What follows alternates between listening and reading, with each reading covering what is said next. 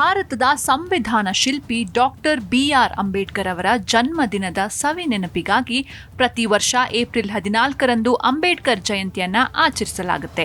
ವಕೀಲರು, ಸಮಾಜ ಸುಧಾರಕರು ಆಗಿದ್ದ ಅಂಬೇಡ್ಕರ್ ಶಿಕ್ಷಣ, ಅಸ್ಪೃಶ್ಯತೆಯನ್ನು ತೊಡೆದು ಹಾಕುವಲ್ಲಿ ಸಮಾನತೆಗೆ ಅಪೂರ್ವವಾದ ಕೊಡುಗೆಯನ್ನು ನೀಡಿದ್ದಾರೆ. ಇವರ ಜನ್ಮ ಜಯಂತಿಯ ಶುಭ ಸಂದರ್ಭದಲ್ಲಿ ನಾವು ಅವರಿಂದ ಕಲಿಯಬೇಕಾಗಿರುವ ಜೀವನ ಪಾಠಗಳು ಯಾವುವು ನೋಡೋಣ.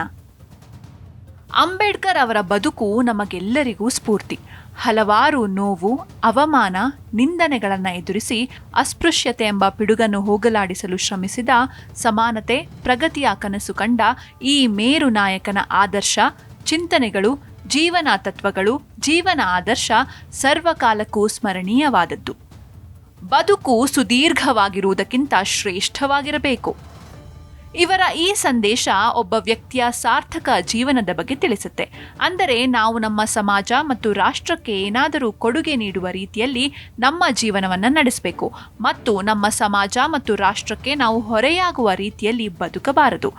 ಶಿಕ್ಷಣ ಪಡೆದ ಬಳಿಕ ಅಂಬೇಡ್ಕರ್ ಅವರು ಐಷಾರಾಮಿ ಮತ್ತು ಸಮೃದ್ಧ ಜೀವನವನ್ನು ನಡೆಸಬಹುದಿತ್ತು.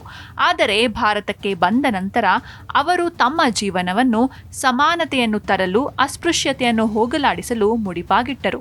ಹೀಗೆ ನಾವು ಕೂಡ ಕಷ್ಟದ ಕಾಲದಲ್ಲಿ ಇನ್ನೊಬ್ಬರಿಗೆ ಸಹಾಯ ಮಾಡುವಂಥದ್ದಾಗಿರಬಹುದು. ಸಮಾಜ ಸೇವೆ, ನಿಸ್ವಾರ್ಥ ಸೇವೆ, ಹೀಗೆ ಇನ್ನೊಬ್ಬರ ಬದುಕಿಗೆ ದಾರಿದೀಪವಾಗುವ ಮೂಲಕ ನಮ್ಮ ಬದುಕನ್ನು ನಾವು ಶ್ರೇಷ್ಠವನ್ನಾಗಿಸಬಹುದು.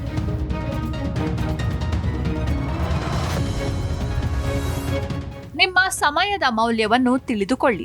ಅಂಬೇಡ್ಕರ್ ಅವರನ್ನು ಯಾರಾದರೂ ಪಾರ್ಟಿ ಫಂಕ್ಷನ್ಗಳಿಗೆ ಆಹ್ವಾನಿಸಿದರೆ ಅವರು ಅಲ್ಲಿಗೆ ಹೋಗಲು ಬಯಸುತ್ತಿರಲಿಲ್ಲ. ಹೀಗೆ ಹೊರಗೆ ಹೋದರೆ ನನ್ನ ಸಮಯ ವ್ಯರ್ಥವಾಗುತ್ತೆ ಎಂದು ಅವರು ಆ ಸಮಯವನ್ನು ಜ್ಞಾನಾರ್ಜನೆ ಅಥವಾ ಅಧ್ಯಯನಕ್ಕೆ ಮೀಸಲಿಡ್ತಾ ಇದ್ರು.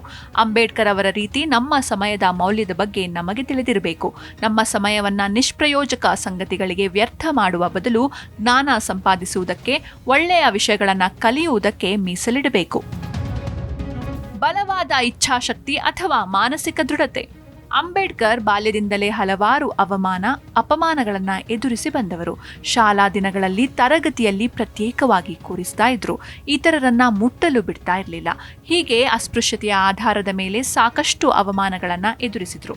ಸಮಾಜದ ಈ ತಾರತಮ್ಯದಿಂದ ನೋವನ್ನು ಅನುಭವಿಸಿದರೂ, ಅವಮಾನಗಳನ್ನು ಎದುರಿಸಿದರೂ ಇದರಿಂದ ಕುಗ್ಗದ ಡಾಕ್ಟರ್ ಅಂಬೇಡ್ಕರ್ ಉತ್ತಮ ಶಿಕ್ಷಣವನ್ನು ಪಡೆದು ತಮ್ಮ ಹೋರಾಟದ ಮೂಲಕ ಸಮಾಜದಲ್ಲಿ ಅಸ್ತಿತ್ವದಲ್ಲಿದ್ದ ಅಸ್ಪೃಶ್ಯತೆ ಎಂಬ ಪಿಡುಗನ್ನು ತೊಡೆದು ಹಾಕಿದ್ರು. ಹೀಗೆ ಈ ಮಹಾನ್ ನಾಯಕನಂತೆ ಬಲವಾದ ಇಚ್ಛಾಶಕ್ತಿ, ಸಾಧಿಸುವ ಛಲ, ಮಾನಸಿಕ ದೃಢತೆ ಇವೆಲ್ಲವೂ ಇದ್ದರೆ ಜೀವನದಲ್ಲಿ ಏನನ್ನು ಬೇಕಾದರೂ ಸಾಧಿಸಬಹುದು. ನಕಾರಾತ್ಮಕತೆಯಿಂದ ದೂರವಿರಬಹುದು. ಅಂಬೇಡ್ಕರ್ ಅವರಿಂದ ನಾವು ಕಲಿಯಬಹುದಾದ ಇನ್ನೊಂದು ಪಾಠವೆಂದರೆ ಶಿಕ್ಷಣದ ಮಹತ್ವ. ಬಾಬಾ ಸಾಹೇಬ್ ಅಂಬೇಡ್ಕರ್ ಶಿಕ್ಷಣಕ್ಕೆ ಹೆಚ್ಚಿನ ಮಹತ್ವವನ್ನು ನೀಡಿದ್ದಾರೆ. ಜ್ಞಾನವು ಪ್ರತಿಯೊಬ್ಬ ವ್ಯಕ್ತಿಯ ಜೀವನಕ್ಕೆ ಆಧಾರವಾಗಿರುವುದರಿಂದ ಶಿಕ್ಷಣ ಎನ್ನುವಂತಹದ್ದು ಪುರುಷ ಮತ್ತು ಮಹಿಳೆ ಇಬ್ಬರಿಗೂ ಮುಖ್ಯ ಎಂದಿದ್ದಾರೆ.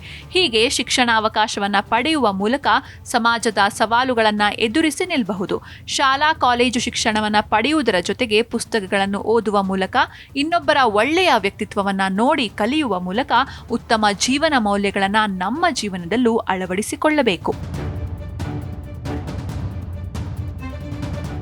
ವೈಫಲ್ಯ ಎಂದಿಗೂ ಅಂತಿಮವಲ್ಲ. ಯಶಸ್ಸು ಸಿಗುವವರೆಗೂ ಪ್ರಯತ್ನ ನಿಲ್ಲದಿರಲಿ. ವೈಫಲ್ಯಗಳು, ಕಷ್ಟಗಳು ಬಂದಾಗ ಅದನ್ನು ಎದುರಿಸದೆ ಹೇಡಿಯಂತೆ ಹಿಂದೆ ಸರಿಯುವವರೇ ಹೆಚ್ಚು.